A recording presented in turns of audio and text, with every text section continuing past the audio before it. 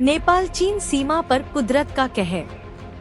अचानक आई ऐसी विनाशकारी बाढ़ कि देखते ही देखते गांव, सड़कें, पुल और पावर प्रोजेक्ट पानी और मलबे में समा गए।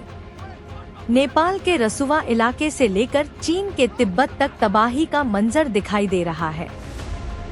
नेपाल तिब्बत सीमा पर आई भीषण फ्लैश फ्लड ने पूरे इलाके को हिलाकर रख दिया है।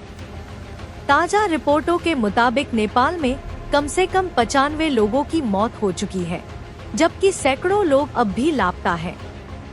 अधिकारियों को आशंका है कि मृतकों की संख्या और बढ़ सकती है। सबसे ज्यादा तबाही नेपाल के रसुवा जिले और चीन के तिब्बत सीमा से लगे इलाकों में देखने को मिली है। अचानक आई तेज बाढ़ ने घरों, सड़कों, पुलों और बिजली परियोजनाओं को भारी नुकसान पहुंचाया है।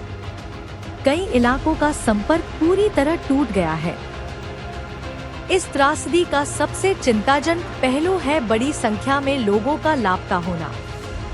रिपोर्टों के अनुसार नेपाल में सैकड़ों लोगों की तलाश जारी है, जिनमें बड़ी संख्या में विदेशी पर्यटक भी शामिल हैं।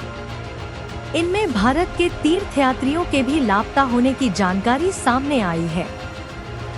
चीन के तिब्बत क्षेत्र में भी हालात बेहद गंभीर बताए जा रहे हैं।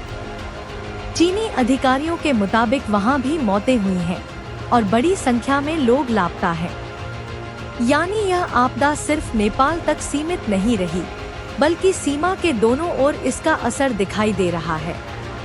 आखिर इतनी भयानक बाढ़ आई कैसे? शुरुआती रिपोर्टों के मुताबिक नदी में अचानक भारी मात्रा में मलबा और पानी पहुंचने से यह विनाशकारी फ्लैश फ्लड पैदा हुई। कुछ रिपोर्टों में भूस्खलन और संभावित भूकंपीय गतिविधि को भी संभावित कारणों में शामिल किया गया है।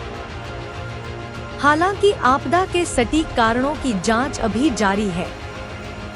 बाढ़ की रफ्तार इतनी तेज थी कि लोगों को संभलने तक का मौका नहीं मिला।